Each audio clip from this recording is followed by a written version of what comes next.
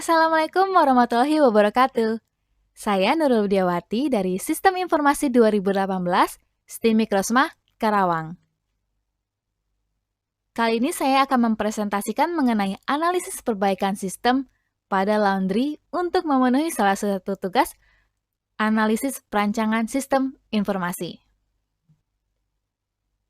Banyak orang beranggapan bahwa menciptakan ide-ide baru merupakan awal dari proses inovasi, padahal sebenarnya tidak juga.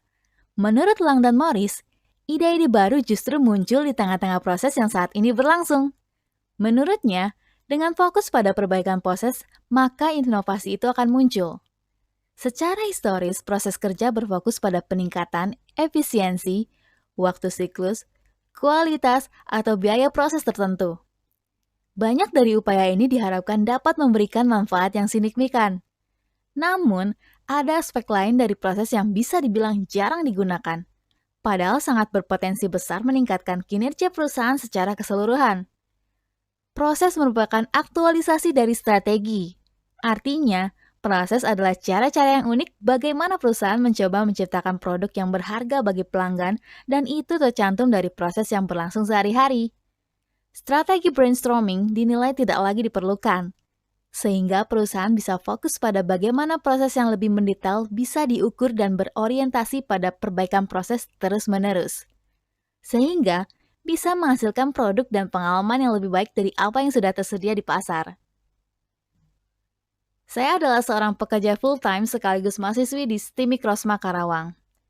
Mobilitas dan kesibukan tinggi membuat saya harus pintar mengatur waktu antara bekerja dan kuliah, dan juga aktivitas sehari-hari seperti makan, tidur, membersihkan tempat tinggal, dan membeli keperluan bulanan. Hal-hal lumrah tersebut agaknya bisa dilakukan dengan mudah, tapi untuk saya hal-hal tersebut membutuhkan ekstra waktu untuk mengerjakannya. Di samping saya mudah lelah setelah bekerja dan kuliah, satu kegiatan rumah yang membutuhkan ekstra waktu dan energi itu adalah mencuci pakaian dan menyetrikanya. Tak ayal, saya sering menggunakan jasa laundry untuk mengerjakan kegiatan tersebut. Tapi walaupun sudah praktis, saya rasa laundry saat ini masih belum memuaskan saya. Kenapa? Waktu pengerjaan atau selesainya laundry seringnya tidak tepat waktu dan membutuhkan waktu lebih untuk mengambil laundry kita. Maka, saya terpikir perbaikan sistem laundry yang saat ini sudah berjalan. Dengan dibuatnya sebuah aplikasi laundry, cukup dengan registrasi dan mengisi data pribadi kita bisa pesan dan memantau proses laundry kita.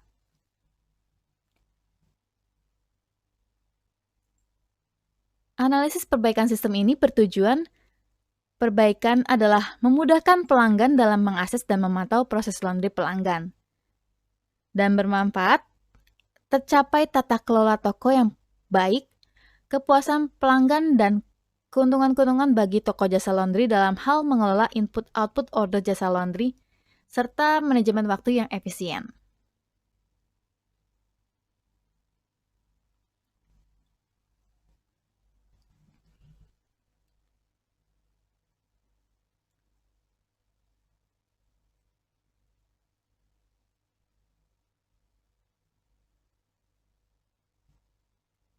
Berikut adalah BPMN perbaikan sistem Laundry Express. Oke, saya mulai beli namanya Laundry Express. Dari sini dimulai dari pull line customer, tumpukan pakaian kotor, dan customer mulai mengisi fill detail request form untuk mulai order Laundry Express. Dari sini masuk ke sistem dan kemudian masuk ke bagian pick up driver melalui telepon, handphone. Nanti pick up driver menuju lokasi customer. Pick up driver arrive at customer's location. Terus pick up the laundry. Kemudian sampai di tempat laundry ditimbang oleh cashier. Dan sini harus dikerjakan bersama-sama. Mengirim invoice secara otomatis beserta hasil timbangannya karena timbangannya di tempat laundry-nya, bukan di tempat customer, karena tidak semua customer punya timbangan ya. Terus secara bersamaan dikirim pakaiannya ke Binatu. Nah, dengan dikirimnya invoice ini ke sistem dan lalu dikirimkan ke customer, customer bisa langsung membayarnya. Dan pembayaran tersedia dengan banyak pilihan. Bisa e-money atau bank transfer. Bisa juga cash melalui drivernya langsung. Terus lanjut di Binatu ada proses di sini, proses mencuci. Setelah selesai di packaging, laundry done, kirim kembali ke customer, customer mendapatkan kembali, dan order selesai. Berikutnya adalah diagram konteks dari Laundry Express. Hampir sama, dari customer mengorder, dari sistem dikonfirm lagi, lalu sistem menghubungi driver datang untuk mengambil, lalu sistem memberikan informasi ke kasir akan memberikan informasi kembali ke sistem yang akan dikirimkan ke customer. Dan untuk Laundress atau Binatu, mereka membutuhkan data ordernya untuk mengetahui ini punya siapa pakaiannya, dan kemudian setelah selesai juga akan diupdate perjalanan dari laundry itu udah sampai mana. Dan ini DFD level 1 dari Laundry Express. Semuanya saling terhubung antara dari sistem itu antara customer, penjualan jasa, pembayaran, barang, atau laundry. Berikut adalah DFD level 2 proses 1. Dari customer. Dari sini customer, login, verify. Kalau gagal login lagi, kalau berhasil, ada notifikasi berhasil, kemudian bisa diisi data-data pribadi. Bisa melakukan pembayaran, pemesanan pickup driver. Dari sistem juga ada confirm masalah order, terus review order, invoice, dan segala macam. Di FD level 2 proses 2 tentang pick up laundry. Dari pick up laundry, data order datang, memanggil pick up driver datang dengan berserta data-data drivernya ya, namanya siapa, nomor polisi, plat motornya berapa. Jadi bisa diketahui siapa yang bawa laundry kita. Terus diproses, dikirim ke kasir untuk invoice dan segala macam. Berikutnya di FD level 2 proses 3, yaitu di kasir.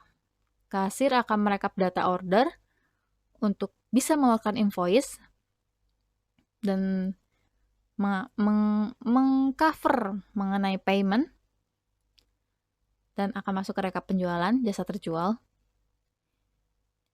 Dari rekap penjualan itu jenis service apa yang terjual? Pastinya laundry. Dan masuk ke laporan kasir barang laundry. Berikutnya proses 4, cuci atau laundry. Laundry kotor masuk ke area cuci, terus finish balik lagi. Dari cuci ini masuk ke area Binatu. Dicuci, selesai, dan selesai. Berikut adalah spesifikasi proses dari tambah data customer, bikin record data customer, read data customer. Kalau tidak lulus, tidak bisa login, ya kembali login ulang. Dan setelah selesai, ada notifikasi, isi segala macam, bisa langsung melakukan pembayaran. Lalu kita tambah data laundry. Ketika data laundry masuk, baca data customernya, jenis pakaiannya apa, mungkin yang mudah luntur, yang berwarna, atau pakaian putih. Terus jenis pewanginya mau seperti apa. terus beratnya ditampilkan semua di data customer, direkam di tabel laundry. Catat data bayar, tampilkan informasi total dari pembayaran, terus dibaca, record ke tabel bayar, terus print invoice to digital application. Dan catat penjualan jasa. Jika data penjualan masih ada, baca data jasa terjual, cari di tabel laundry, ambil datanya di tabel laundry, terus ditampilkan nama jasa, jenis pakaian, jenis pewangi, berat pakaian, jumlah pakaian, total pembayaran. Record ke tabel penjualan jasa, dan update di data jasa terjual pada tabel laundry. Berikut ada flowchart.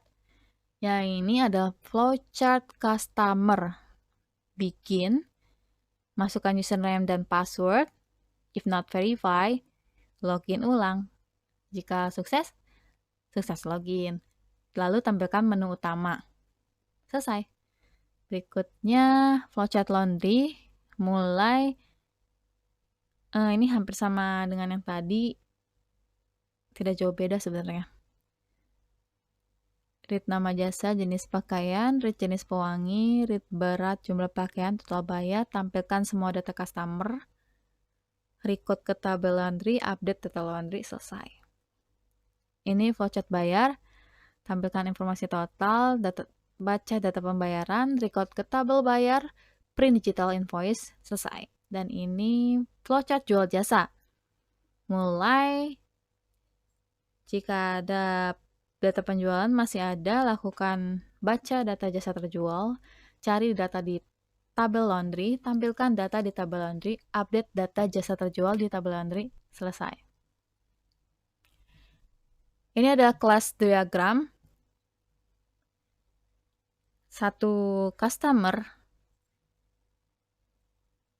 bisa pesan banyak pick driver, maksudnya one to many.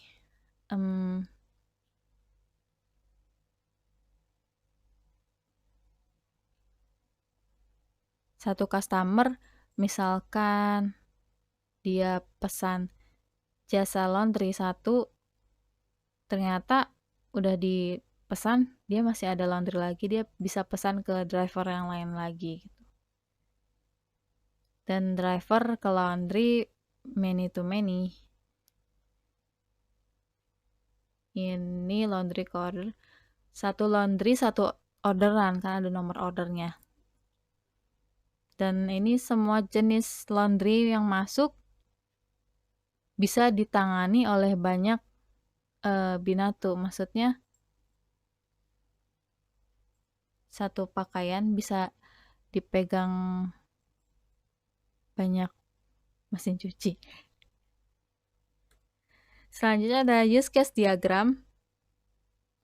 Ya, customer bisa mencakup order, cek status, payment, laundry staffnya fill order, melakukan laundry staff, terus send invoice, terus laundressnya yang bagian khusus di area mencuci laundry pastinya, dan driver pick up dan send. Berikut perancangan teknologinya. Secara software, sistem operasinya servernya Windows atau Macintosh, workstation-nya bisa Android, karena di sini saya merancang analisis perbaikan sistemnya menggunakan Android. Saya belum bisa menggunakan Android, membuat aplikasi Android, tapi saya terpikir aplikasi tersebut bisa berjalan di Android, untuk khusus Android atau di iOS atau Windows Phone. Jadi nggak berbasis web gitu. Di Android juga bisa. Perangkat implementasinya pakai Xamarin, itu bisa untuk bikin aplikasi Android. DBMS-nya pakai SQL Server. Terus spesifikasi hardware-nya dari sisi server, prosesor i7, RAM 16 GB, harddisk minimal 1 TB, pakai SSD minimal 500 GB, dan lain-lain. Itu sudah cukup sih menurut saya. Terus workstation-nya karena saya targetnya di Android, jadi berharap, ya bukan berharap, bisa berjalan dengan baik di handphone. Dan minimal 1 giga. Ya sebenarnya alangkah baiknya di RAM 2 giga. Karena 1 giga udah terlalu lemot sih, tapi masih bisa berjalan. Saya berpikirnya seperti itu. Dan ini adalah UI desainnya.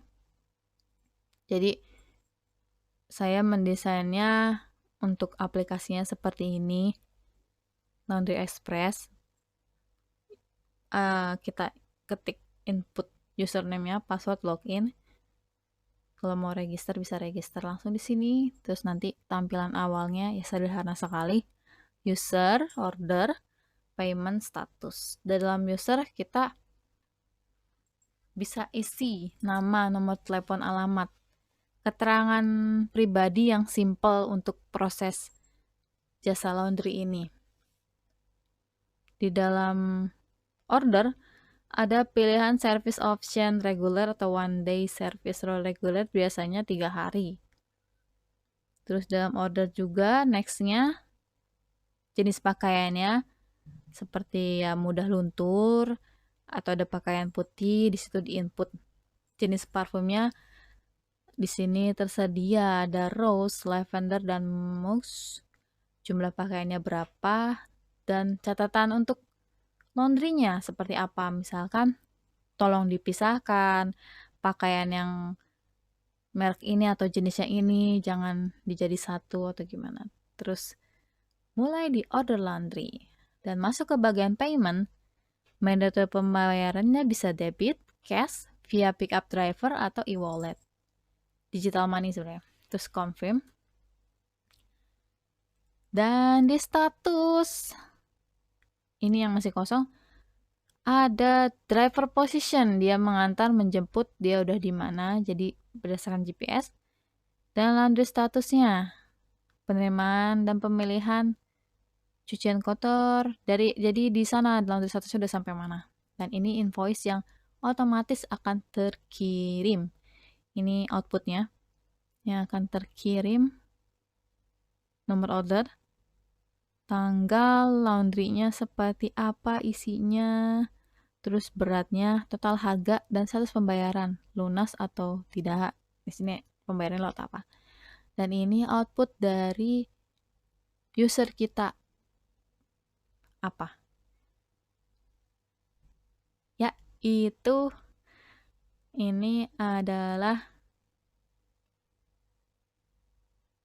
hasil analisis perbaikan sistem laundry yang saya buat. Dan saya rasa masih banyak kekurangan pada analisis saya. Saya berharap bisa menjadi acuan atau inspirasi bagi teman-teman untuk bisa mengembangkan ide saya. Karena saya tahu saya masih banyak kekurangan dalam analisis ini. Kurang lebihnya mohon dimaklumi. Wassalamualaikum warahmatullahi wabarakatuh.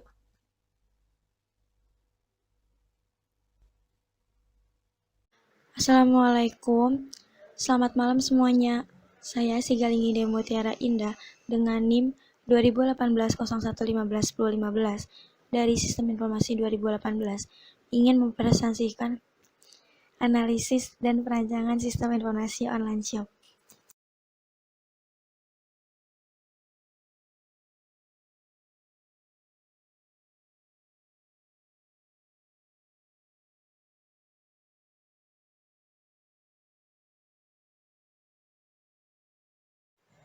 BPMN All Shop Keripik Kaca menggunakan IT.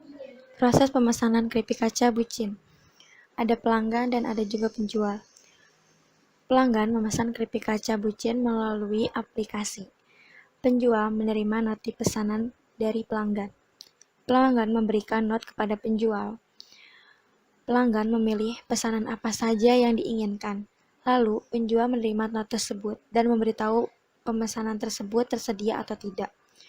Pelanggan mendapatkan informasi bahwa pesanan tersebut tersedia atau tidak. Jika tidak, pelanggan membatalkan pesanan karena pesanan tidak tersedia dan pesanan tidak terpenuhi. Tetapi, jika pesanan tersedia, penjual memproses pesanan. Pesanan dikirim kepada pelanggan, dan pelanggan menerima pesanan tersebut. Pesanan terpenuhi. Analisis kebutuhan pemakai. Aktor, owner, reseller, konsumen, juru masak. Kebutuhan. Owner, kebutuhannya adalah supaya dapat memantau pesanan pelanggan dan mengetahui pemasukan dan pengeluaran. Reseller, supaya dapat mempermudah penaikan omset seperti biasanya. Konsumen dapat memesan keripik kaca secara online dengan cepat dan mudah, dan dapat melakukan transaksi pembayaran via transfer atau tunai. Juru masak dapat mengetahui berapa banyak pesanan yang harus dibuat dan apa saja macam-macam keripik yang harus dibuat sesuai dengan pesanan konsumen. Pemodelan sistem terstruktur. Diagram konteks. Konsumen, data order pelanggan. Sistem informasi penjualan. Lalu, laporan penjualan keripik yang terjual diberikan kepada pemilik. Sistem informasi penjualan melaporkan data stok keripik kaca bucin. Pemodelan sistem terstruktur. DFD level 1. Konsumen, data order, melakukan pengecekan data keripik. Lalu, di data keripik itu dibuatkan nota. Lalu, pembuatan nota penjualan melakukan pembayaran. Melakukan pembayaran arsip, lalu diarsip ke penjualan nota penjualan tersebut. Lalu, membuat laporan penjualan data stok barang atau keripik kaca ke pemilik. Pemodelan sistem berorientasi objek. Pendefinisian aktor. Konsumen adalah seorang yang ingin mengorder keripik. Reseller, seorang yang melakukan penjualan. Juru masak, seorang yang memeriksa aplikasi apa saja yang dipesan oleh konsumen. Pemodelan sistem berorientasi objek. Pendefinisian use case. Aplikasi, login untuk masuk ke dalam aplikasi dan dilakukan oleh konsumen untuk memesan apa saja yang konsumen inginkan. Melakukan pemesanan, memilih pesanan apa saja yang diinginkan dan dipesan keripik yang macam-macam rasanya. Melakukan pembayaran. Setelah melakukan pemesanan, konsumen diharapkan segera melakukan pembayaran agar proses pemesanan segera disiapkan dan di-packing rapi untuk pemesanan luar kota. Pihak all shop menerima notifikasi pesanan. Proses ini ketika konsumen sudah melakukan pemesanan dan membayar pesanan, maka dengan otomatis notifikasi pesanan konsumen masuk ke dalam aplikasi reseller atau owner. Pemodelan sistem berorientasi objek menggambarkan use case diagram. Konsumen login aplikasi lalu melakukan pesanan, melakukan pembayaran terhadap pesanan, kemudian reseller menerima notifikasi pesanan dari konsumen dan memberitahu juru masak apa saja pesanan yang sudah dipesan oleh pelanggan. Juru masak menyiapkan pesanan, mempacking pesanan, dan memberi pesanan kepada reseller agar dikirim kepada konsumen. Pemodelan data, perancangan basis data. Menu, ID keripik, rasa keripik, harga. Detail transaksi, no transaksi, ID keripik, jumlah keripik. Konsumen, ID konsumen, nama konsumen, alamat, nomor HP. Transaksi, nomor transaksi, ID pelanggan, subtotal pesanan, total pesanan. Reseller, ID reseller, nama reseller. Struktur data, database DB penjualan, tabel keripik, primary key, ID keripik. ID keripik tipe parcar, size 10, keterangan ID keripik. Rasa keripik tipe parcar, size 20, keterangan rasa keripik. Jumlah keripik tipe integer, size 500, keterangan jumlah keripik. Harga tipe integer, size 12, keterangan harga. Struktur data, database DB penjualan. Tabel pelanggan yang di primary key ID pelanggan. ID pelanggan tipe parcar size 10, keterangan ID pelanggan. Nama pelanggan tipe parcar size 20, keterangan nama pelanggan. Alamat tipe parcar size 30, keterangan alamat. Nomor HP tipe integer size 13, keterangan nomor HP. Struktur data, database DB penjualan, tabel reseller yang di primary key ID reseller. ID reseller tipe pacar, size 10 keterangan ID reseller. Nama reseller tipe pacar, size 15 keterangan nama reseller. Perancang antarmuka, elemen form, deskripsi elemen, ID form, form menu, judul form, sistem online shop, judul form sebagai form pembuka aplikasi Allshop Kripik. Itu tujuan form. User form, owner, dan reseller. Gambaran umum rencana bisnis. Kripik Kaca Bucin adalah bisnis perdagangan makanan yang memudahkan mahasiswa untuk memperoleh cemilan yang enak dan ringan. Kripik Kaca Bucin juga merupakan alternatif untuk mereka yang sedang jenuh menunggu atau sembari mengerjakan tugas. Usaha keripik kaca bucin ini berpotensi untuk menjadi usaha sampingan karena bisnis ini tidak menuntut banyak waktu sehingga tidak mengganggu kegiatan belajar. Kelebihan bisnis ini adalah sudah bisa dijual di berbagai tempat yang tentunya sudah familiar di lidah masyarakat. Yang membuat makanan ini berbeda adalah bervariasi tingkat kepedasannya, diolah dengan bahan-bahan yang segar dan bersih. Waktu operasional kegiatan usaha keripik kaca bucin pada pukul 10 WIB dan dengan segmen pasar yaitu seluruh mahasiswa yang berkuliah di STIM Mikrosma yang membutuhkan makanan ringan, praktis, dan siap saji. Sekian dan terima kasih atas perhatiannya. Wassalamualaikum warahmatullahi wabarakatuh.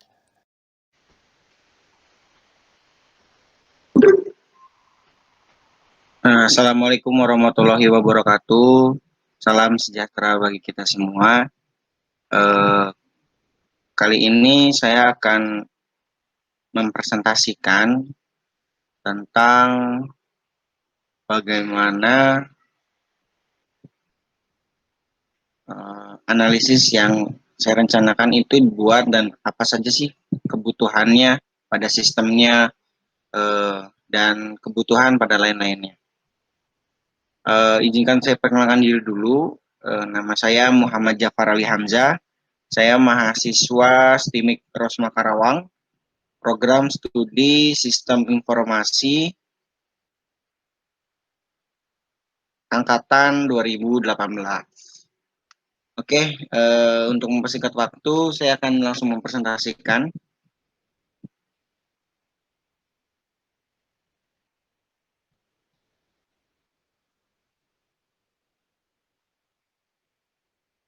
Nah, ini judul yang saya ambil, yaitu tentang analisis dan perancangan sistem informasi penjualan biji kopi berbasis aplikasi pada toko Air Coffee. Disusun oleh saya sendiri, Muhammad Jafar Ali Hamzah. Selanjutnya, jadi sejalan dengan perkembangan ilmu dan teknologi dewasa ini, semakin banyak perusahaan atau instansi yang bermunculan. Nah, pada masa sekarang, suatu perusahaan itu sebaiknya dapat bekerja dengan cepat, tepat, dan benar, dengan tingkat ketelitian yang tinggi, agar dapat terus berjalan dan bertahan dalam persaingan yang kompetitif. Nah, sistem informasi yang dibutuhkan juga harus akurat, tepat waktu, dan fleksibel. Hal ini akan menunjang kelancaran aktivitas di perusahaan atau instansi dalam kegiatan sehari-harinya. Sedangkan tujuan pembuatan aplikasi ini adalah untuk membangun sistem informasi pada toko Air Coffee guna memberikan informasi kepada pembeli dan memberikan kemudahan dalam pemasaran seperti itu. Nah, untuk analisis kebutuhan pemakai pada poin pertama itu ada klasifikasi usernya. Di sini yang pertama itu ada customer. Customer itu sendiri deskripsinya memilih biji kopi yang akan dipesan dan melakukan pembayaran atau transaksi pembayaran. Terus yang kedua itu ada admin, mengelola aplikasi dan membuatkan laporan penjualan dan stok biji kopi. Yang ketiga itu ada pegawai. Nah, pegawainya mempersiapkan pesanan untuk dikirim kepada customer. Itu untuk klasifikasi usernya. Nah, ini ada analisa proses bisnisnya yang sudah menggunakan aplikasi. Di sini saya menggunakan toolsnya itu menggunakan Camunda. Ya, akan sedikit saya jelaskan untuk prosesnya itu seperti apa. Nah, jadi sebentar. Nah, ketika customer itu memesan melalui aplikasi, itu nanti ada pesan masuk di aplikasinya dan akan masuk pada PO. Nah, nanti adminnya itu ketika sudah ada pesanan masuk, langsung ngecek nih stok biji kopinya, apakah tersedia atau tidak. Nah, jika tersedia, produk kopinya itu disiapkan. Produk kopinya disiapkan. Produk kopinya disiapkan. Ketika customer ini tidak membayar, berarti pesanan itu otomatis dibatalkan ketika customer ini tidak membayar. Tetapi ketika customer sudah melakukan transaksi pembayaran, produk ini akan dikirim kepada customer dan pesanannya itu selesai. Seperti itu. Nah, jika produknya tidak tersedia, di sini aplikasinya otomatis akan mengkonfirmasikan kepada customer apakah customer ini akan mengubah pesanan atau tidak. Nah, di sini saya juga memberikan waktu dalam pengubahan pesanan itu dalam 1 hari. Jika tidak mengubah, maka pesanannya dibatalkan di sini. Tetapi jika si customer ini mengubah pesanan, maka balik lagi ke sini. Dan terus sampai ada kesepakatan bahwasannya si customer ini akan membatalkan dan mencari toko lain yang tersedia yang produk yang dia butuhkan atau tidak gitu. Seperti itu. Untuk proses bisnisnya gambarannya seperti itu. Nah, untuk analisis kebutuhan sistem sendiri, yang pertama itu ada kebutuhan fungsional ya. Kebutuhan fungsional yang pertama itu admin. Nah, admin ini mendapatkan hak akses karena adminlah yang akan melakukan pengelolaan data seperti data barang, data ongkir, data pelanggan, data pesanan, dan data pembayaran. Poin kedua itu ada customer. Nah, customer juga mendapatkan akses untuk dapat memilih produk yang akan dipesan olehnya. Yang ketiga itu ada inventory. Nah, inventory di sini merupakan proses pengolahan data produk. Setiap pembelian produk akan tercatat secara otomatis. Demikian juga dengan penjualan. Jadi, fungsi inventory di sini memudahkan toko atau perusahaan dapat memantau produk mana yang habis dan produk mana yang masih banyak stoknya. Nah, untuk kebutuhan non-fungsional sendiri, itu ada hardware, software, dan brainware. Hardware sendiri saya mau menggunakan prosesor Core i5, harddisknya itu 500 GB minimal, RAM-nya itu minimal 2 GB, ada monitor, butuh keyboard, mouse, printer. Nah, untuk softwarenya, operasi sistemnya itu agar terlihat update, kita menggunakan Windows 10 ya. Terus Mozilla Firefox atau Chrome kita pakai untuk menuliskan,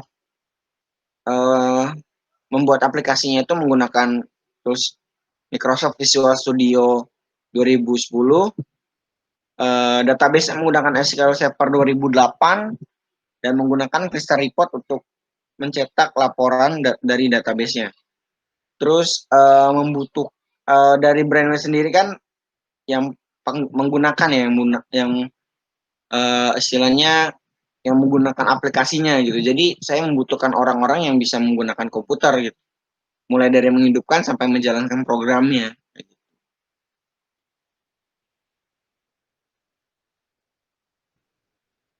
Nah, di sini ada diagram konteks pada aplikasi penjualan biji kopi. Di sini ada poin pemesanan, ada poin administrasi penjualan, dan juga ada poin dari pimpinan pihak penjual. Yang nantinya pada pemesanan ini ada penginputan ke aplikasinya itu ada dari data pesanannya, dan pembayarannya. Nah, sedangkan aplikasi penjualan biji kopi yang akan kirim ke pemesanan ini, itu ada bukti transaksi dari si aplikasi ini. Kalau misalkan administrasi penjualannya. Administrasi penjualan di sini memasukkan data itu ke aplikasinya itu laporan data pemesanan gitu. Sedangkan dari aplikasinya ke si administrasi penjualan ini itu apa ya, mengirimkan data pemesanan. Jadi si administrasi ini si aplikasi ini membutuhkan laporan data pemesanan dari sini laporannya. Nah, dari aplikasi sini dari aplikasi ini si administrasi penjualan ini membutuhkan data pemesanan gitu untuk nanti dilaporkan lagi ke aplikasi. Sedangkan kalau dari pimpinan itu dia membutuhkan dari aplikasi ini itu laporan penjualan yang nantinya setiap bulannya itu akan diupload juga ke aplikasi, yaitu mengenai laporan bulanan. Nah, ini untuk di level satunya itu ada olah data transaksi, olah data transaksi, olah data induk, sama untuk buat laporan.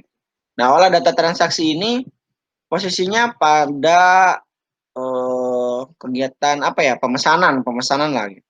Misalnya bahasa itunya kegiatan pemesanan yang saya jelaskan bahwasanya tadi ada di sini ada kegiatan pembayaran dan ada data pesanan yang akan masuk kepada si olah data transaksi ini pada aplikasinya. Gitu. Nah, nanti olah data transaksi pada pemesanan ini akan masuk pada database pembayaran dan juga database barang gitu, seperti itu. Sedangkan pada olah data induk yang bahwasanya tadi itu ada dikelola oleh administrasi penjualan yang mana nanti bakalan diinput lagi laporan data pemesanan. Nah, itu juga akan masuk pada database barang dan juga database penjualan.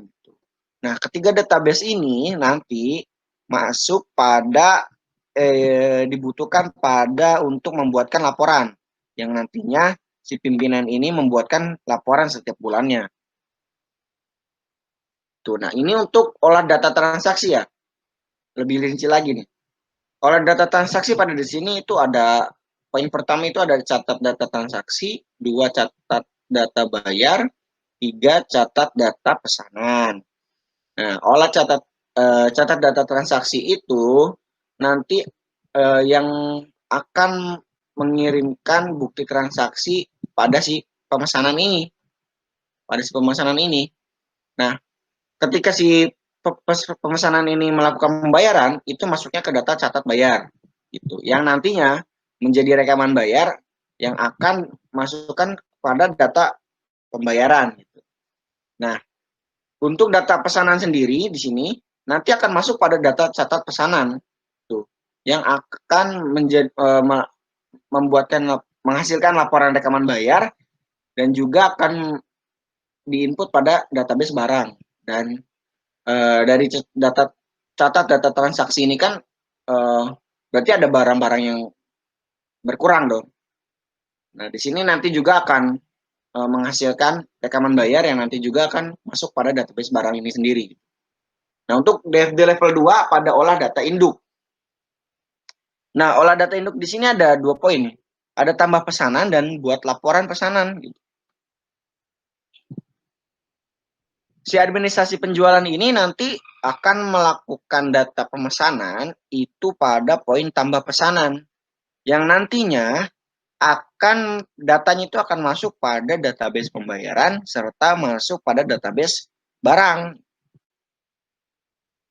Nah, dari kedua database ini yang nantinya itu bisa dibuatkan laporan pesanan. Nah, laporan data pemesanan ini nanti dikelola oleh si administrasi penjualan seperti itu kalau untuk olah data induknya.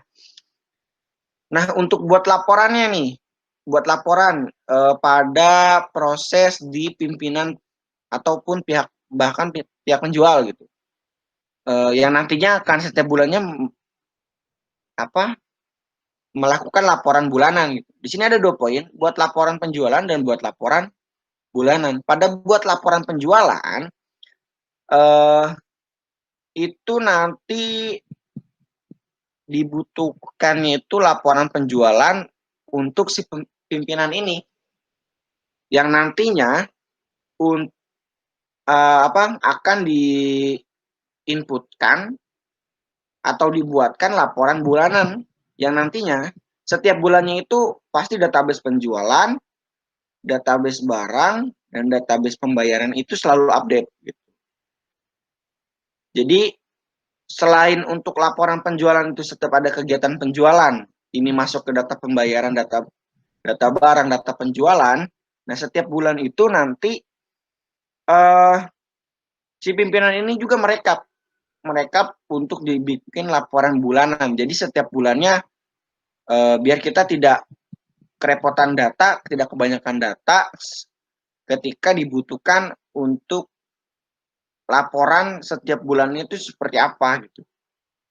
Kita bisa langsung kasih laporan bulanannya, tidak laporan penjualannya gitu. Karena si pimpinan ini setiap bulan membuatkan laporan bulanan. Nah, mungkin untuk DFD-nya itu seperti itu ya. Presentasi kali ini sudah selesai. Kurang lebihnya saya mohon maaf apabila ada salah-salah kata.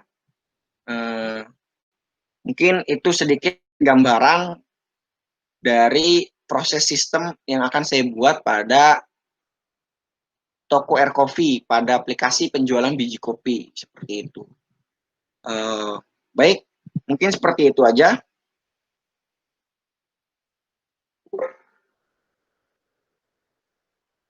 Dari saya cukup, kurang lebihnya mohon maaf. Wabillahi taufik wal hidayah. Assalamualaikum warahmatullahi wabarakatuh.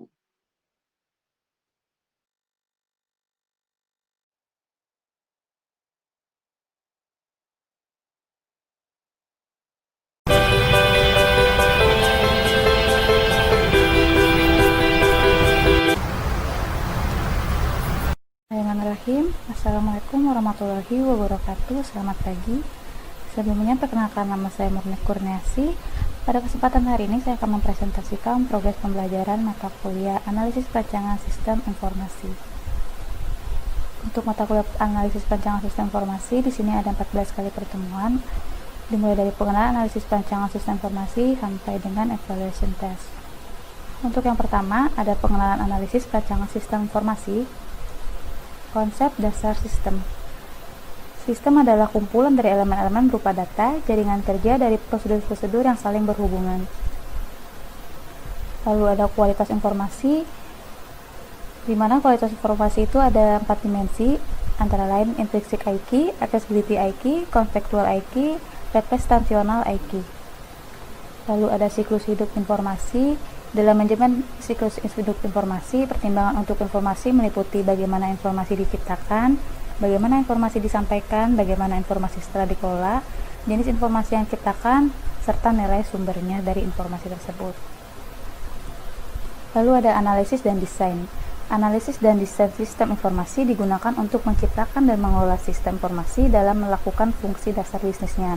Tujuan utama dibuatnya analisis dan desain sistem informasi ini adalah untuk memperbaiki sistem organisasi melalui penerapan software yang dapat membantu pengguna mencapai tugas bisnis utamanya secara mudah dan lebih efisien nantinya. Lalu ada konsep pengembangan. Untuk konsep pengembangan sistem informasi, tujuannya dari pengembangan sistem informasi ini itu untuk membentuk suatu sistem yang terintegrasi untuk mencapai efisiensi pengelolaan sistem serta untuk mendukung keputusan manajemen. Untuk mata kuliah analisis perancangan sistem informasi ini, saya mengambil tugas pembelajaran yaitu perbaikan sistem pendistribusian barang pakai habis pada bagian perlengkapan Setda Kabupaten Karawang. Untuk BPMN sistem berjalannya, di sini saya ada 2 pool, 1 pool unit kerja pemohon dan 1 pool pendistribusian barang pakai habis yang terdiri dari kabak perlengkapan, kabak distribusi, dan pengurus barang pengguna. Di sini ada event, activities, dan gateway-nya. Tidak berbeda jauh dengan BPMN sistem berjalannya. Untuk BPMN sistem perbaikannya, di sini juga ada unit kerja pemohon, pendistribusian barang yang terdiri dari kabak perlengkapan, kasubag distribusi, serta pengurus barang pengguna. Untuk proses event yang terjadi di sini, ada start yang dimulai dari unit kerja pemohon yang mengusulkan nota dinas kepada kepala bagian perlengkapan untuk selanjutnya ditindaklanjuti untuk membuat disposisi sebagai bentuk arahan atau petunjuk lebih lanjut dari nota dinas tersebut kepada Kasubag distribusi. Di sini ada gateway. Gateway di sini menunjukkan adanya dua kemungkinan antara ya atau tidak. Jika tidak, maka proses akan diakhiri pada saat itu juga. Jika ya, maka proses akan berlanjut dengan pengisian form oleh pengurus barang kepada unit kerja pemohon. Jika form yang sudah diisi oleh unit kerja pemohon, kemudian diserahkan kembali kepada pengurus barang untuk selanjutnya dilakukan input data berupa entry KPB atau entry kartu persediaan barang. Lalu diproses untuk selanjutnya menjadi sebuah data pendistribusian yang nantinya akan disimpan di laporan distribusi. Hal ini yang membedakan dengan BPMN sistem berjalan dan BPMN sistem perbaikan, yaitu data store di sini, di mana nantinya akan memudahkan dalam melakukan entry data, input data distribusi ataupun pelaporan distribusi yang akan membantu untuk laporan stok opnam nantinya. Selanjutnya untuk analisis kebutuhan pemakai. Untuk kebutuhan fungsional di sini ada aktor dan kebutuhannya. Untuk aktor ada unit pemohon, di mana kebutuhannya dapat mengetahui jenis barang persediaan yang masih tersedia, dapat mengetahui apakah usulan nota dinas disetujui atau tidaknya. Lalu ada kepala bagian perlengkapan. Untuk kebutuhannya dapat mempermudah dalam menindaklanjuti nota dinas, memberikan arahan sesuai kuantitas yang tersedia berdasarkan skala prioritas, dapat mengetahui jalan transaksi pendistribusian, serta dapat menerima laporan distribusi lebih akurat berdasarkan fisik. Untuk Kasubag distribusi dan inventarisasi, di sini dapat menerima arahan secara efisien, dapat menginstruksikan langsung kepada pengurus barang, dapat memantau jalannya transaksi pendistribusian, serta dapat menerima laporan distribusi lebih akurat berdasarkan fisik. Untuk pengurus barang pengguna, dapat menyediakan barang sesuai dengan instruksi langsung, dapat memudahkan saat melakukan stok opnam, serta pembuatan laporan distribusi menjadi lebih mudah nantinya. Lalu analisis kebutuhan sistem. Untuk kebutuhan non-fungsional, di sini ada kebutuhan hardware dan kebutuhan software serta kebutuhan brandware. Untuk kebutuhan hardware di sini menggunakan PC unit Intel Core 7 untuk memudahkan atau mempercepat proses penginputan data nantinya. Lalu memori dengan 8 GB, 64 bit operation system. Untuk printernya, printer inkjet dengan 90 nozzle, resolusi maksimal 5760 x 1440 dpi dengan volume tinta 1,5 pl, serta harddisk kapasitas penyimpanan 2 TB untuk sementara dalam proses penggunaan ini. Untuk kebutuhan softwarenya ada sistem operasi Ubuntu 18.4.3 LTS, database MariaDB versi 10.136, text editor Submail text versi 321, bahasa pemrograman yang digunakan PHP versi 726, serta framework container versi 312. Untuk hasil laporannya kita menggunakan Crystal Report, serta jaringan internet Bisnet Network untuk mempercepat proses penginputan data melalui jaringan internet. Kebutuhan brandware di sini dibutuhkan operator pengguna sistem yang dapat mengaplikasikan sistem dengan baik. Jadi harus benar-benar operator yang bisa mengerti dan memahami sistem tersebut. Lalu untuk DFD sistem berjalannya, kemudian sistem bagian 1 ada DFD model 1, model 3, 2 dan 3. Di sini ada proses di mana ada pendistribusian barang, lalu juga ada entitas internal atau entity eksternal. Di sini ada kabak perlengkapan, Kasubag distribusi, inventarisasi, unit kerja pemohon dan pengurus barang. Untuk tidak jauh berbeda dari sistem berjalan, di sistem perbaikan juga sama seperti ini tampilannya, di mana ada proses pendistribusian barang dengan entity-nya dan aliran datanya seperti ini.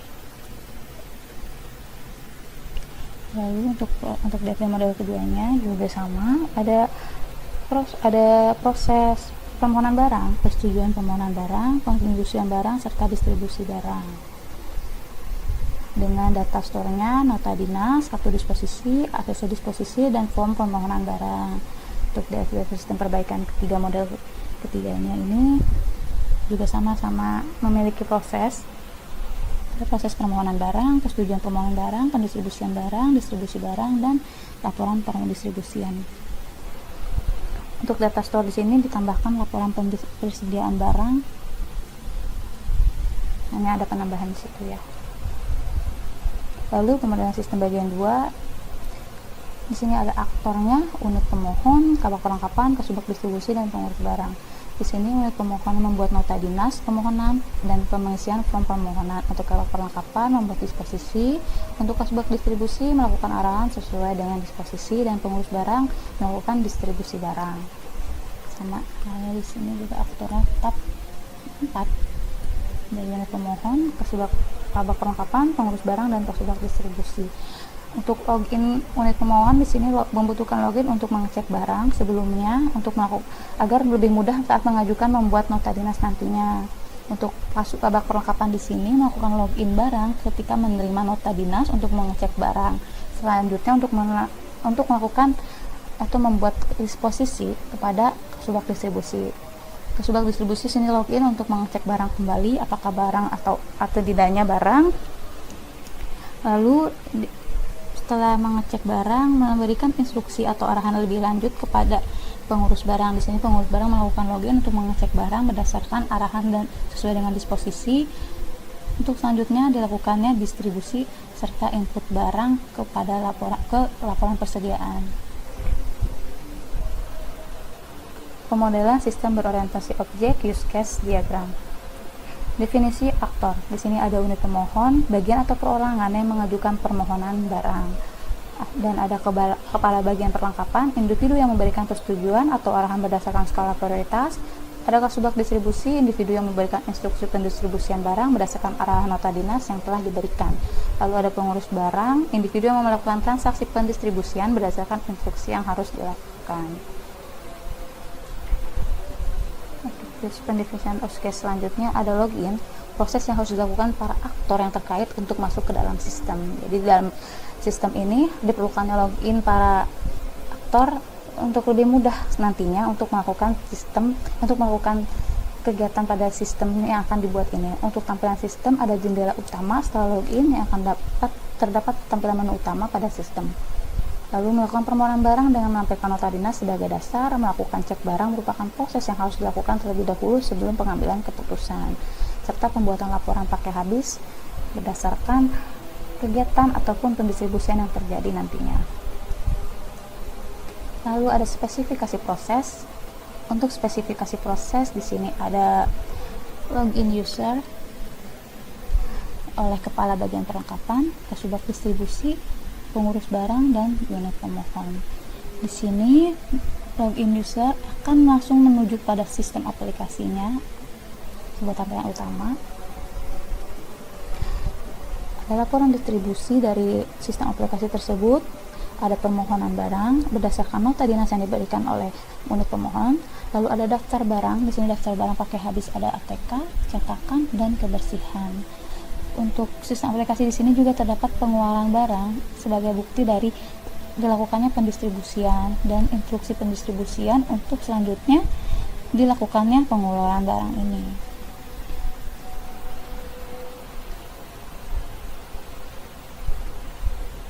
Ada perancangan antarmuka pemakai. Untuk perancangan antarmuka pemakai di sini ada banyak terminator simbolnya. Dari konektornya juga ada, dan simbol decisionnya di sini ada. Permohonan barang, pengecekan barang, memberi disposisi, memberikan instruksi, mengecek stok, distribusi barang, dan laporan distribusi. Di sini unit pemohon memberikan nota dinasnya kepada kepala bagian perlengkapan untuk ditindaklanjuti kepada kepala kasubag distribusi berdasarkan cek barang yang ada di dalam sistem. Jadi ketika kasubag distribusi menentukan barang tersebut masih ada atau tidak, nanti akan diberikan instruksi lebih lanjut kepada pengurus barang agar dilakukannya distribusi barang untuk selanjutnya diarahkan menjadi laporan pendistribusian.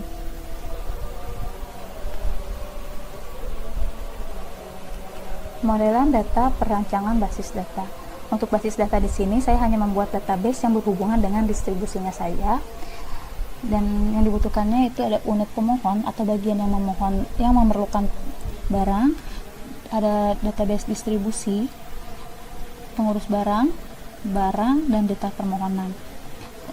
Untuk pendistribusian di sini membutuhkan unit pemohon barang sebagai ID unit pemohonnya menjadikan primary, lalu didistribusi di sini ID pendistribusi menjadi primary, ID pengurus barang menjadi version K, ID pengurus permohonan barang menjadi version K.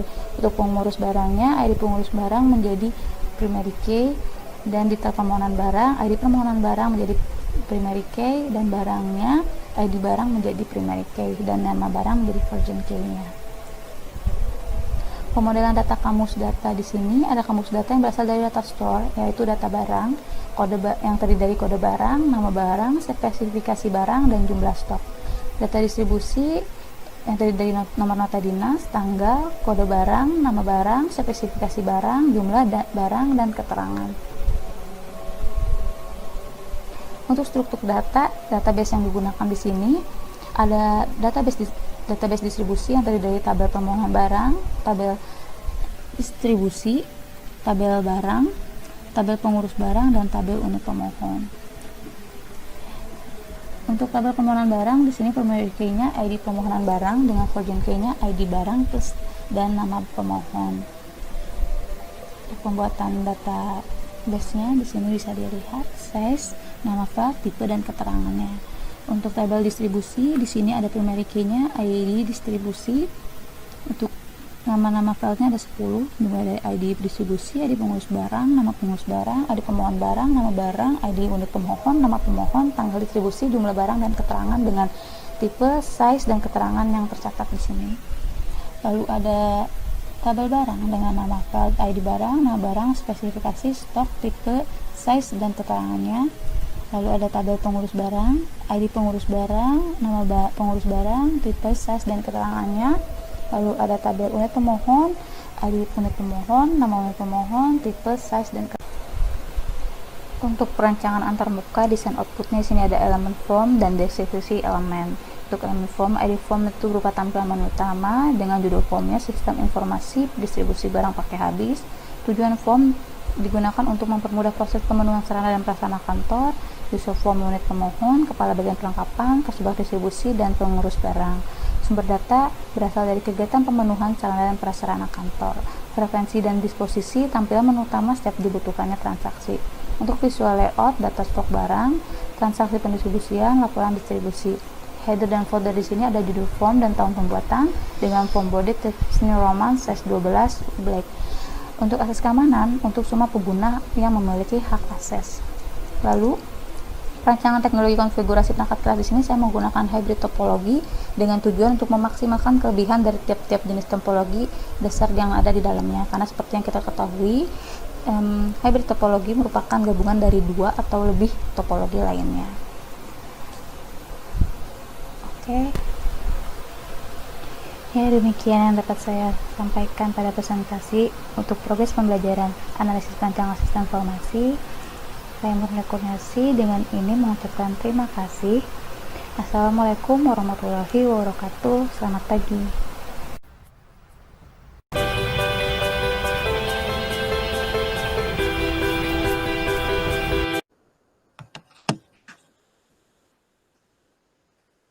Assalamualaikum warahmatullahi wabarakatuh. Nama saya Sabtudin, saya dari mahasiswa STM Kosma, jurusan Sistem Informasi 2018.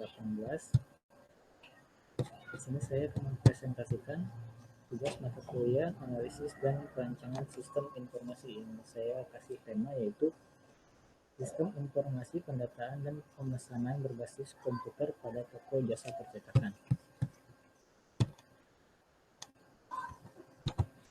Yang pertama itu ada tujuannya. Yang pertama tujuannya yaitu agar toko percetakan tersebut dapat mendata stok barang bahan baku lebih mudah. Jadi walaupun sekarang itu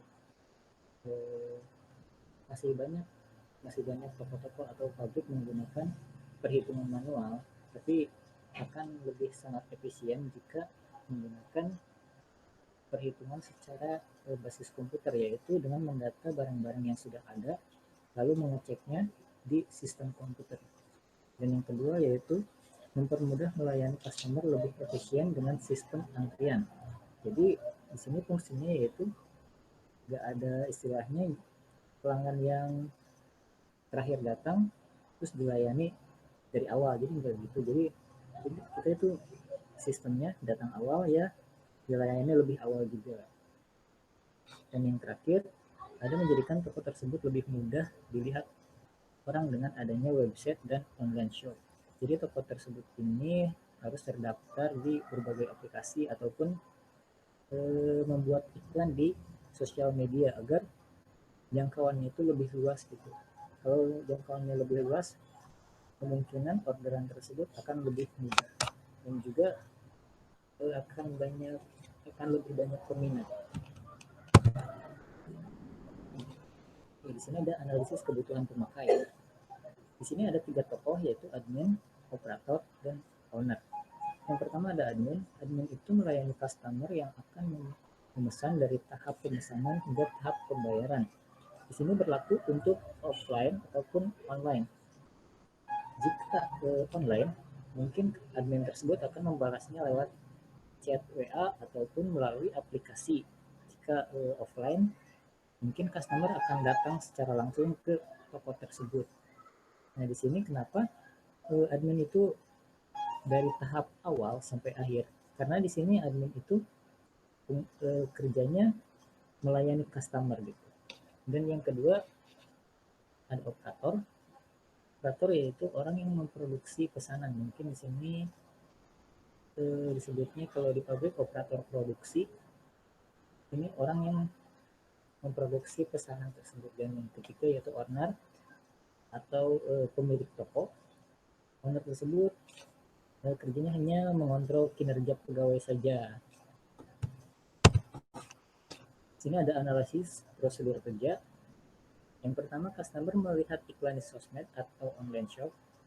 Dan jika customer mengklik tautan tersebut, lalu tautan tersebut menghubungkan menuju website jual beli. Nah, di sini iklan sangatlah dianjurkan atau sangatlah berguna gitu. Ketika kita hanya berjualan di sosmed tapi tidak menggunakan iklan, itu sangat sedikit sekali kemungkinan yang membelinya. Tapi ketika kita menggunakan jasa iklan, iklan tersebut akan men-share produk-produk kita ke semua orang yang belum pernah kita jadi teman ataupun yang mengikuti kita ataupun yang belum pernah chat kita sama sekali gitu. Itu fungsinya iklan. Yang kedua, jika customer tersebut ingin memesan, admin akan merespon pesanan tersebut, lalu memprosesnya sampai tahap pembayarannya. Di sini dari tahap 1 ke tahap 2 itu sangat berhubungan sekali. Ketika customer mengklik tautan tersebut akan menghubungkan menuju website jual beli. Nah, ketika si customer itu memang benar-benar mau pesan, mereka itu akan terhubung langsung ke admin si toko tersebut. Nah, admin itu akan memproses pesanan tersebut dari mulai tahap awal sampai tahap pembayaran sampai ke pengiriman barang.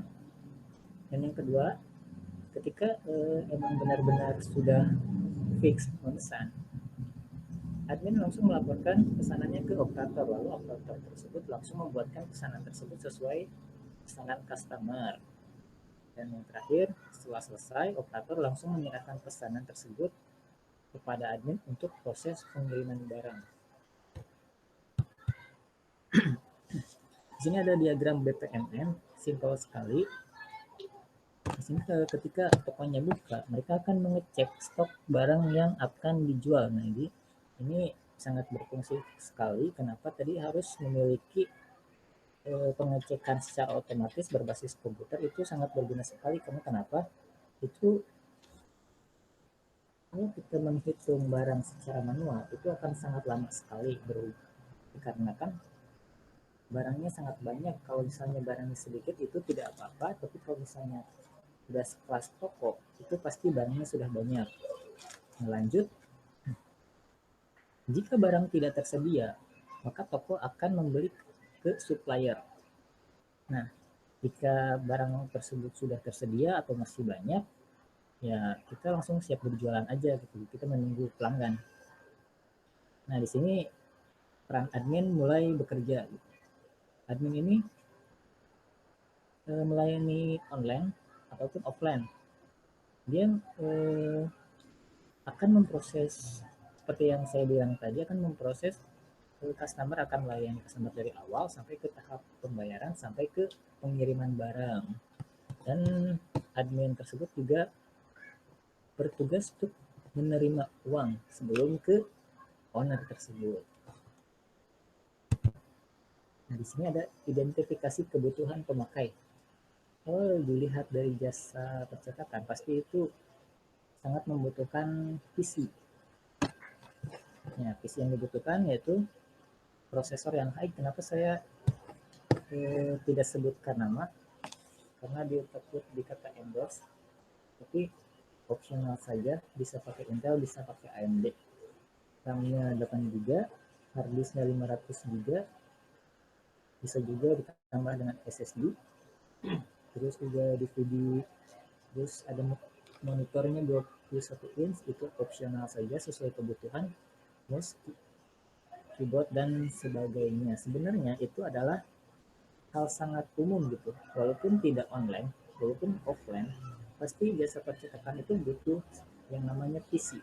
Tapi berhubung kita akan menjualnya ke online, ke sosial media, ataupun ke online shop, yang harus kita tambahkan yaitu jaringan atau data, atau istilahnya wifi.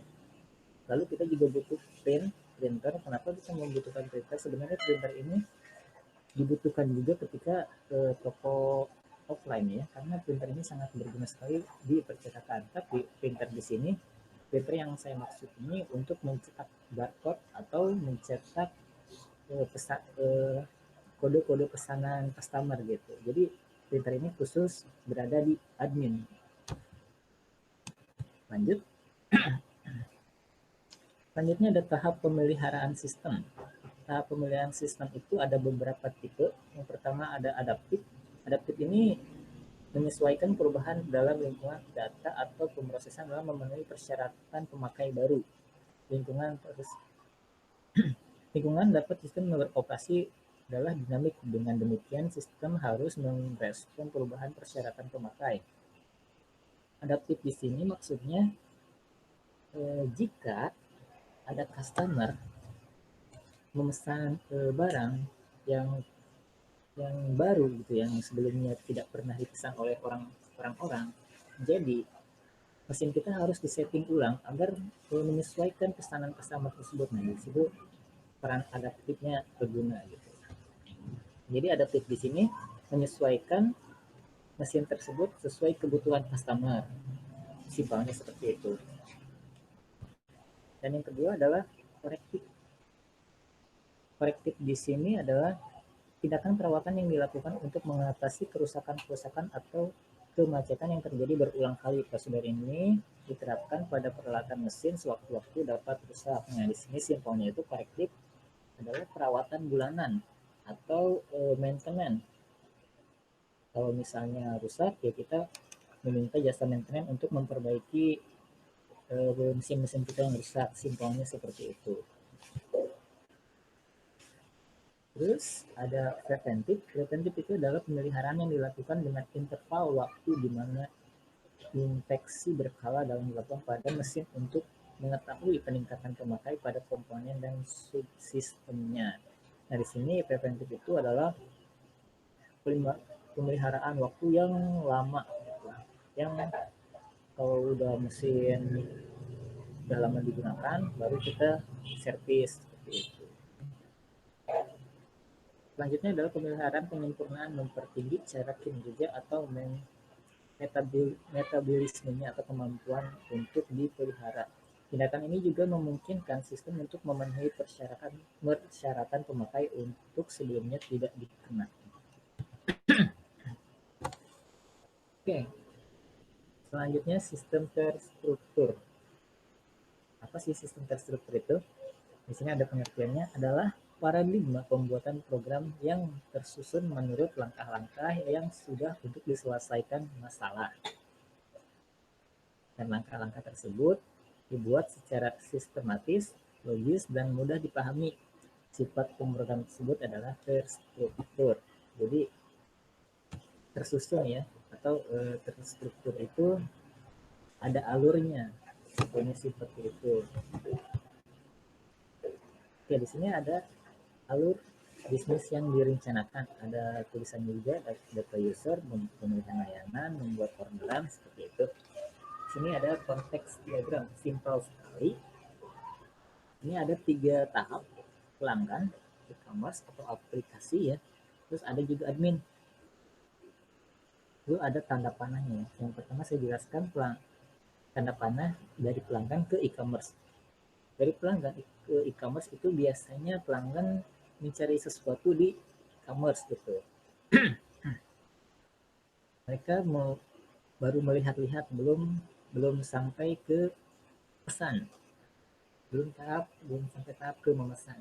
Lalu di sini saya lanjutkan dari e-commerce ke admin. Nah, jadi e-commerce ke admin ini, jadi si pelanggan ini udah mulai memesan dan si e-commerce ke admin itu dia tuh menyampaikan bahwa ada si pelanggan ini yang mau memesan produk dia. Nah, selanjutnya ada tanda panah dari admin toko ke e-commerce. Nah, biasanya di sini sih si admin itu akan memproses atau merespon pesanan tersebut. Dia tuh membalas ke aplikasi dulu, lalu aplikasi itu menyampaikan ke si pelanggannya. Jadi dalam kata lain, si aplikasi ini, si e-commerce ini adalah dia itu adalah penyampai aja gitu, antara si pelanggan ke admin toko gitu. Oke, lanjut, kita ada di FD level 1. Ini ada banyak tanda panahnya. Yang pertama kita pelanggan dulu, dari pelanggan yang paling atas. Lalu turun ke bawah. Di sini ada 3 tahap: login, memesan, dan pembayaran.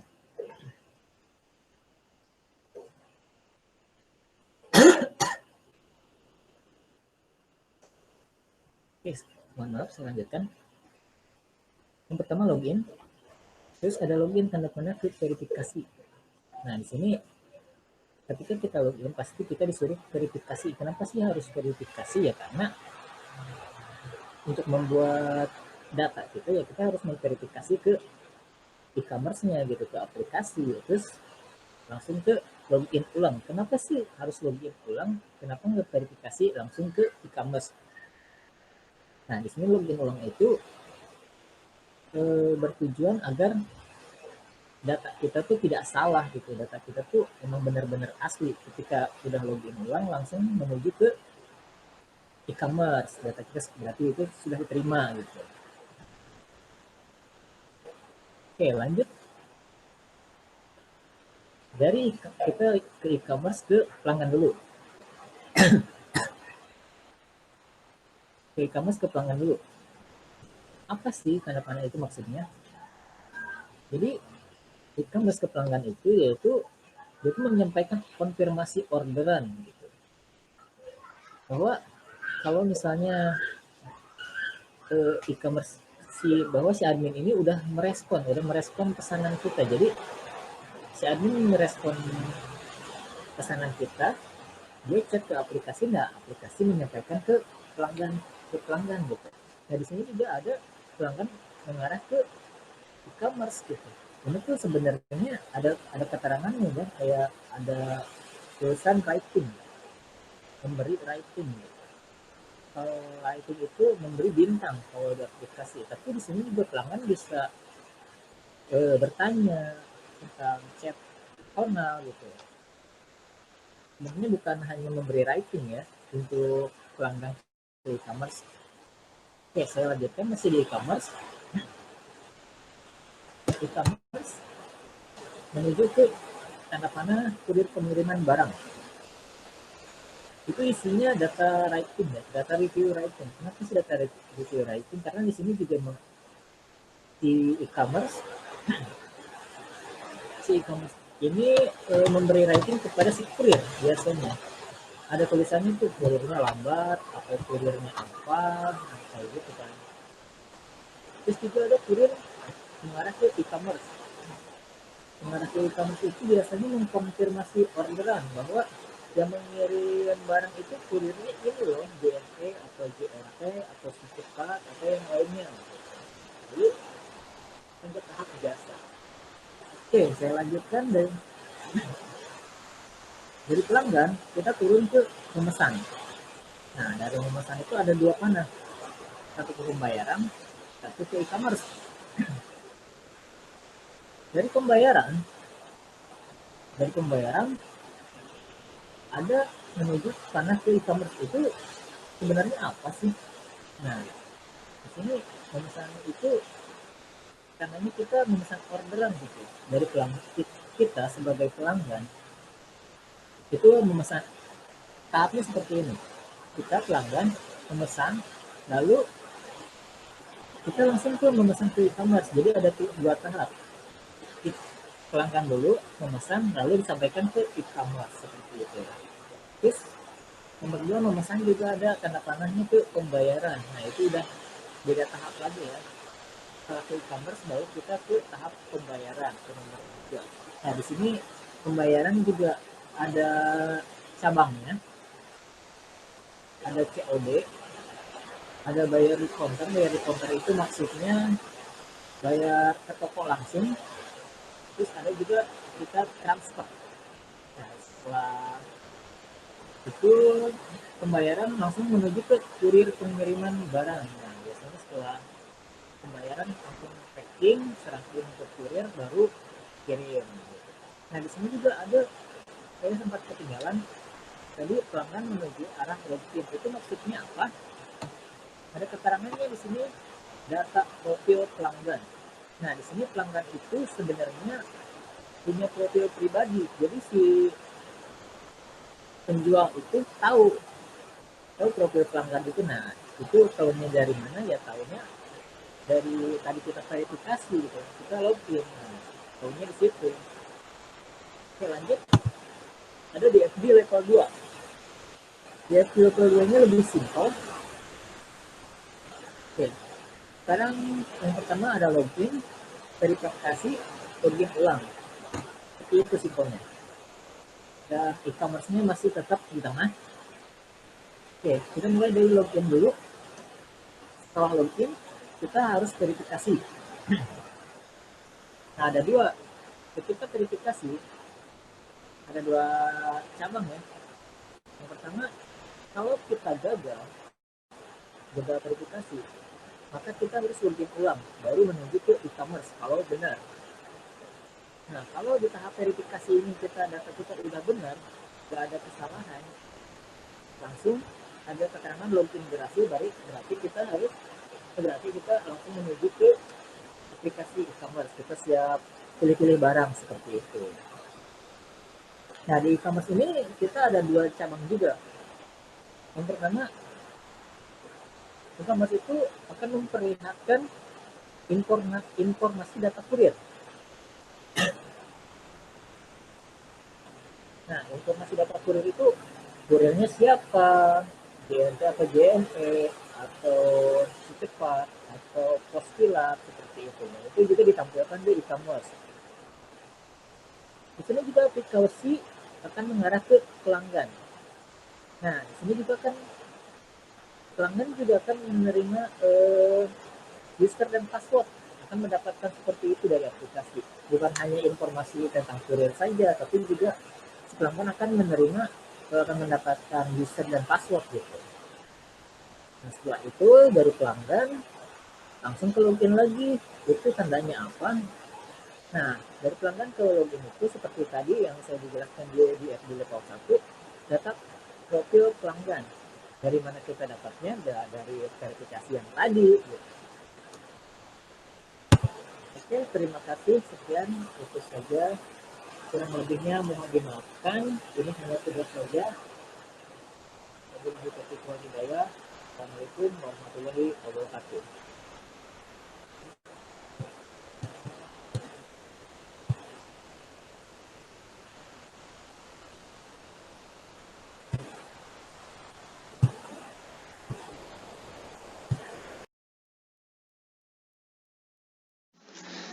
Assalamualaikum warahmatullahi wabarakatuh. Perkenalkan, di sini nama saya Tri Evil Lestari dari Sistem Informasi 2018. Ingin menjelaskan analisa perancangan proses bisnis tentang penjualan online hijab Medina.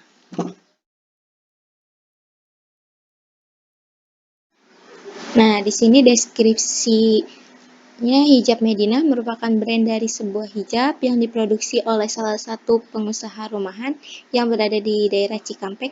Hijab Medina didesain, diproduksi, dan dijual langsung oleh sang pemilik usaha tersebut. Hijab Medina dijual online oleh penjual melalui sosial media seperti Instagram, WhatsApp, dan dari mulut ke mulut.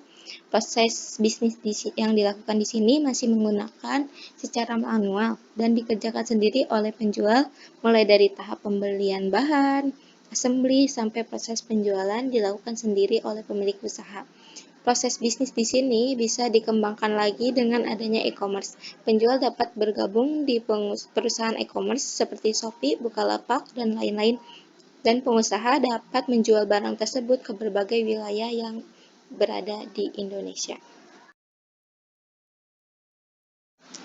Sistem informasi penjualan. Sistem informasi penjualan adalah suatu program yang dapat membantu mengelola data penjualan dalam sebuah kegiatan wirausaha, seperti pengelolaan data persediaan barang, data pembelian barang, dan data pembayaran, dan lain-lain.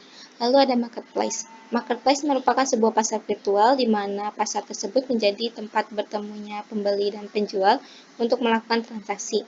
Marketplace mempunyai fungsi yang sama dengan sebuah pasar tradisional. Perbedaannya adalah marketplace lebih terkomputerisasi dengan menggunakan bantuan sebuah jaringan dalam mendukung sebuah pasar agar dapat dilakukan secara efisien dalam penyediaan update informasi dan layanan jasa untuk penjual dan pembeli yang berbeda-beda. Lalu ada e-marketplace. E-marketplace merupakan pemanfaatan teknologi informasi dan komunikasi untuk menjembatani penjual dan pembeli dapat berkomunikasi serta melakukan transaksi secara virtual. Selanjutnya ada e-commerce. E-commerce merupakan proses pembelian dan penjualan, pemasaran barang, jasa serta informasi melalui internet. E-commerce dapat membantu pelaku bisnis baik produsen, distributor maupun konsumen dalam kegiatan jual beli barang dan jasa serta transaksi dengan cepat dengan mudah melalui internet. Nah, selanjutnya ada tahapan pembuatan sistem informasi. Yang pertama ada fase inisialisasi, yaitu menganalisis permasalahan pada produksi hijab rumahan, hijab Medina, kemudian mengenali kebutuhan yang berhubungan dengan proyek perancangan sistem penjualan hijab pada toko tersebut. Sistem ini dibangun untuk meningkatkan penjualan hijab lebih meningkat dari sebelumnya. Selanjutnya yang kedua ada fase perencanaan. Setelah mengetahui apa permasalahan dan apa yang dibutuhkan oleh produksi hijab rumahan, maka dilakukan perancangan untuk membangun sistem tersebut. Nah, yang ketiga ada fase pelaksanaan. Yang pertama itu ada penggambaran desain. Penggambaran desain ini membuat desain penjualan online yang telah diusulkan secara garis besar. Yang kedua itu ada pembuatan desain secara keseluruhan, yaitu pembuatan keseluruhan desain secara detail dan pemaparan gambaran desain awal mengenai penjualan online produksi hijab rumahan, yaitu hijab Medina. Lalu pembuatan laporan yang berisikan seluruh kegiatan penjualan yang dilaksanakan mulai dari penggambaran desain hingga keseluruhan desain secara terperinci yang dibuat dalam bentuk presentasi kepada perusahaan klien. Nah, selanjutnya ada fase pemeliharaan. Pemeliharaan ini harus rutin dilakukan dalam setiap jangka waktu tertentu guna merawat sistem yang telah dibangun, juga untuk mengupgrade dan mengupdate sistem agar bisa terus dikembangkan. Nah, selanjutnya ada BPMN sebelum diperbaiki. Dari customer, pertama memesan, lalu penjual itu mengecek stok barang. Jika dia ada, maka dia harus mengambil stok dari gudang, lalu konfirmasi pemilihan dan pengiriman.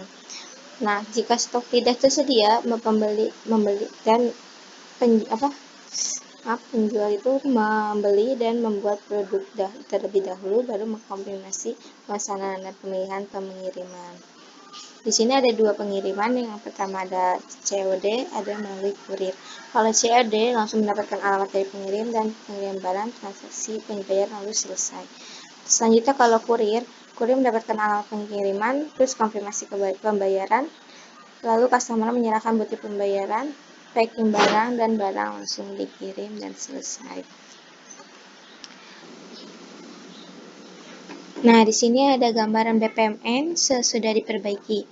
Jadi di sini ada customer, di sini ada konsumen ya sebenarnya, maaf nggak tertulis. Yaitu pertama memesan, lalu cek stok barang terlebih dahulu. Jika stok barangnya ada, maka mengambil dari gudang. Lalu ke proses selanjutnya, konfirmasi pemesanan dan pemilihan pengiriman. Selanjutnya jika tidak ada, masih cek stok bahan dulu pertama, penjual tuh ya. Lalu membeli bahan ke supplier satu dan mendapatkan bahan.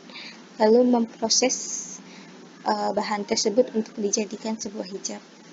Nah, membuat produk. Selanjutnya setelah membuat produk, masa mengkonfirmasi pemesanan dan pemilihan pengiriman kepada customer. Yaitu ada dua pengiriman sama kayak tadi, COD dan lewat kurir. Dari COD mendapatkan pengiriman, lalu mengirim barang dan transaksi pembayaran secara langsung dan pesanan diterima selesai. Selanjutnya kalau lewat kurir, yaitu mendapatkan alamat pengirim, konfirmasi pembayaran, terus customer menyerahkan bukti transaksi pembayaran, lalu barangnya di packing dan dikirim dan selesai. Nah, di sini ada konteks diagram atau DFD level 1. Jadi pertama, data customer, milih layanan, dan membuat order, menentukan lokasi. Di sini ada konfirmasi order, review pemesanan, invoice order, dan pembayaran, dan lama pengiriman. Ada customer melalui aplikasi Allshop, dan lalu ke toko. Toko itu mengkonfirmasi order, dan dari Allshop ke toko yaitu data order dan review order.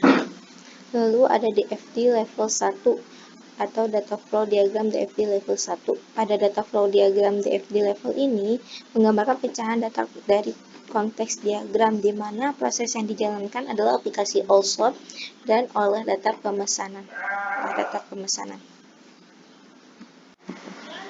Lalu selanjutnya ada DFD level 2 proses 1, di mana data flow diagram ini menggambarkan pecahan data dari customer, di mana proses yang dijalankan adalah aplikasi Allshop dan olah data pemesanan.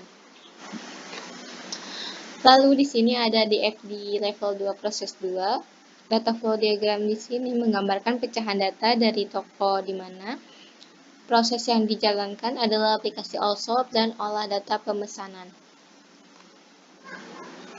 Nah, lalu di sini ada gambar entity dari relationship atau YRD-nya. Jadi, di sini ada pembeli, ada barang, ada karyawan, ada gudang, dan supplier, dan ada pembayaran. Jadi, si pembeli bisa melakukan pembayaran dan membeli barang, dan supplier itu menyetok barang, dan ada gudang juga, itu ada stok barangnya ditaruh di gudang. Selanjutnya ada perangkat yang dibutuhkan sebanyak 1 unit komputer server dengan spesifikasi komputer sebagai berikut. Yang pertama itu prosesornya Intel Dual Core dengan kecepatan 2,6 GHz, dan ada kedua tray mainboard Asus atau Gigabyte atau ICS Smart Memory. Yang ketiga ada hard disk 160 GB. Yang keempat ada keyboard dan mouse, dan yang kelima ada modem atau WiFi. Nah, mungkin sekian presentasi dari saya, kurang lebihnya mohon maaf. Wabillahi taufiq wal hidayah. Wassalamualaikum warahmatullahi wabarakatuh. Assalamualaikum warahmatullahi wabarakatuh. Saya Riki Ananda Padian dari Program Studi Sistem Informasi akan mempresentasikan tentang perbaikan sistem informasi pada usaha kebabania, di mana presentasi ini untuk memenuhi tugas analisa dan perancangan sistem informasi. Di sini ada maksud dan tujuan. Pengembangan sistem ini adalah bertujuan untuk memperbaharui sistem pemesanan produk data secara manual, menjadi terkomputerisasi melalui aplikasi pada smartphone. Yang pertama, meningkatkan nilai tambah pelanggan atau value added. Yang kedua, mengurangi biaya produksi perusahaan dengan menghilangkan pemborosan. Yang ketiga, diharapkan dapat terciptanya peningkatan produktivitas pada keuntungan. Yang keempat, memudahkan customer melakukan pemesanan produk yang ada pada menu di aplikasi.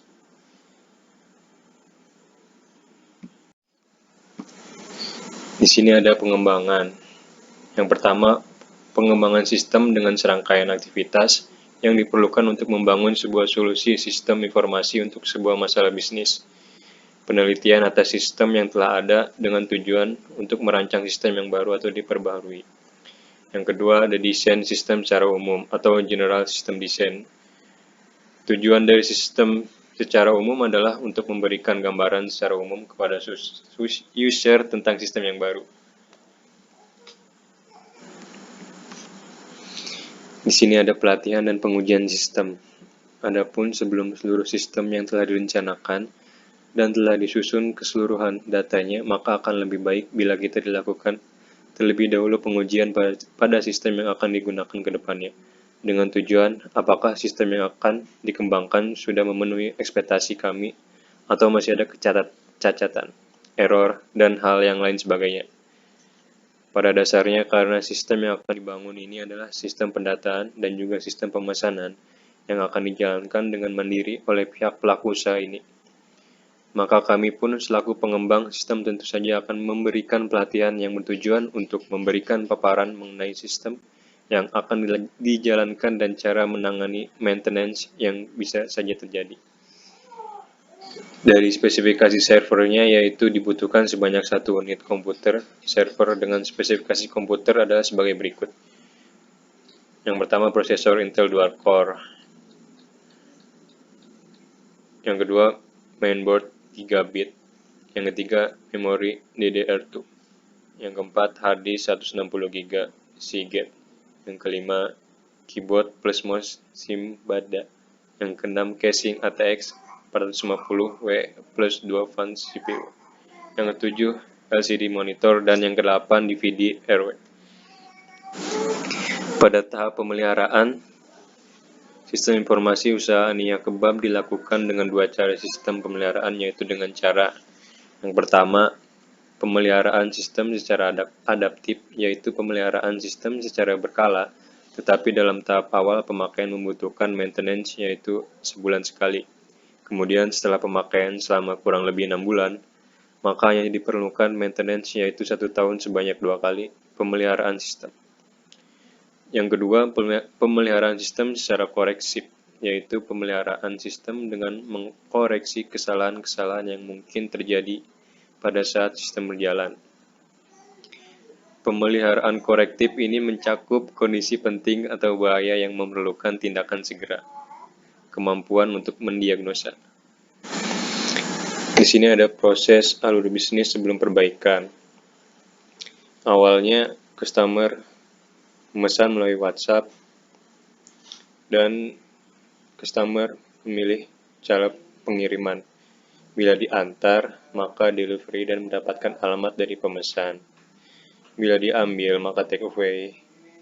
Dan selanjutnya bahan disiapkan, membuat produk sesuai pesanan, produk di packing, dan bila take away, produk diberikan ke pemesan, customer membayar, maka pesanan selesai. Bila delivery, produk dikirim ke pemesan, customer membayar, maka pesanan selesai. Ya. Di sini ada proses alur bisnis sesudah perbaikan. Di sini di mana perbedaan dari alur bisnis sebelumnya. Di sini itu sudah memakai aplikasi dan pemilihan pembayarannya juga bisa secara transfer atau bayar di tempat. Dan di sini juga perbedaannya dapat memilih langsung pada aplikasi, memilih jenis produk yang akan dipesan dan lewat mana pesanan itu akan dikirim.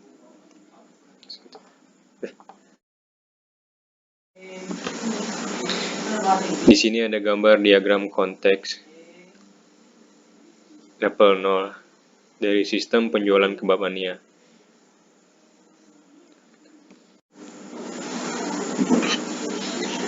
Selanjutnya ada DFD level 1. Pada data flow diagram, level 1 ini menggambarkan pecahan data dari konteks diagram di mana proses yang dijalankan adalah periksa barang dan transaksi penjualan.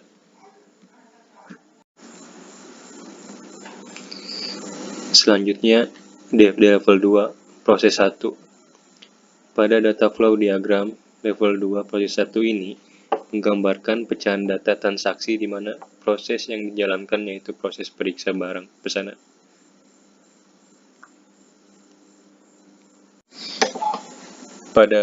Di sini ada diagram terakhir yaitu DFD level 2, proses 2.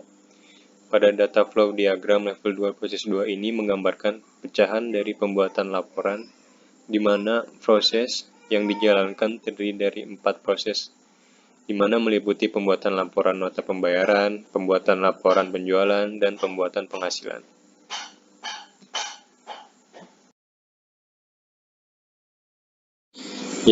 Di sini ada gambar Entity Relationship Diagram atau ERD dari proses penjualan, di mana pembeli melakukan transaksi dan pembeli membeli barang. Di sini juga ada owner memeriksa barang dan juga tugasnya stok penyimpanan.